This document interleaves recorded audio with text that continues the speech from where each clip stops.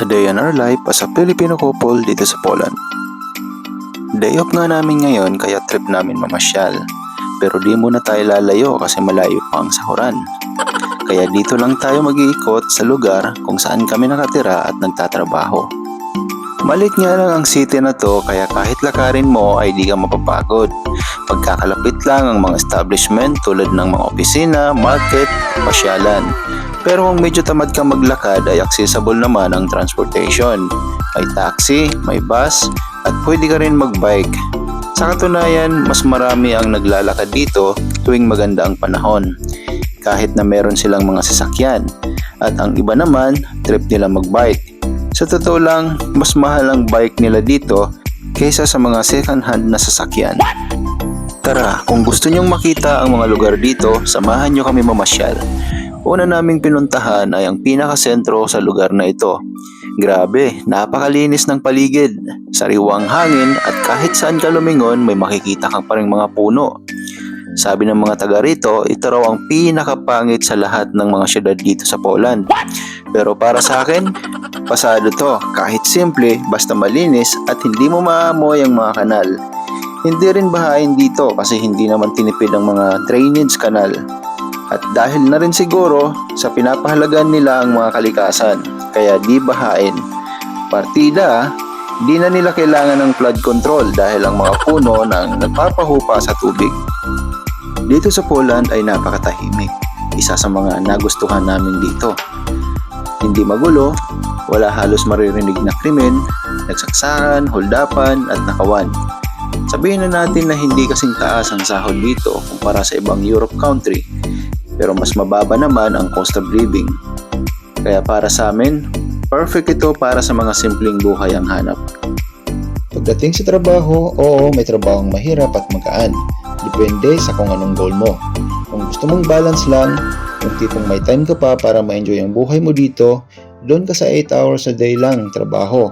Pero kung gusto mo naman, makaipon ka kaagad sa 12 hours a day ka. Check, mabilis ang asenso. Pero para sa amin, okay na kami sa 8 hours para may time pa rin para sa sarili at mas importante sa amin ang kalusugan kaysa sa pera at ma-enjoy ang buhay. Ika nga, minsan lang tayo dadaan sa pagkabata. Kaya sulitin mo bawat moment ng buhay. Nakakaipon pa rin naman basta marunong ka lang mag-manage ng pera. At alam mo dapat ang iyong mga priority sa buhay. Isa sa mga napansin ko sa mga taga rito, kahit gaano sila kabisi sa buhay, pinapahalagan pa rin nila ang family bonding. Kaya halos lahat ng mga lugar dito ay may mga outdoor at indoor recreational places. May mga biking road, may mga park, fishing spot, beaches sa mga lake at tabing dagat, at mountain hiking spot. Sa winter naman ay may mga indoor swimming pool at ice skiing spot kung saan maaring mag-enjoy ang buong pamilya.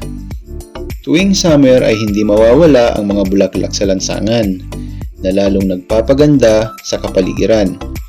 Dito sa Poland, bawal ang mangaso ng walang permiso, kaya minsan makakakita ka ng mga usa, baboy ramo sa mga daan, minsan nga sa sentro. Disiplinado ang mga tao dito, kahit sa pagtatapon ng basura, nakasegregate. Papapasana all ka na lang talaga, no? Kasi naman halos magkakalapit lang ang mga basurahan, talagang pinupondohan ng gobyerno nila. At habang naglalakad kami sa park ay nakakita kami ng mga itik. Swerte nila na nandito sila sa Poland. Dahil kung nasa Pinas sila, baka matagal na naging pulutan.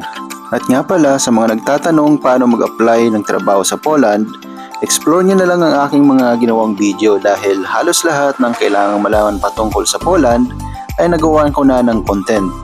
Pwede rin kayo mag-iwan ng comment. At kung gusto nyo mag-explore dito sa Poland or sa ibang mga Europe country, sa mga susunod nating adventure, sa pamamagitan ng ating mga video, huwag mong kakalimutan mag-follow sa ating Facebook account at TikTok account or mag-subscribe sa ating YouTube channel. So paano? Hanggang dito na lang muna itong ating video. Maraming salamat sa panonood at kita-kita ulit po tayo sa mga susunod pang adventure.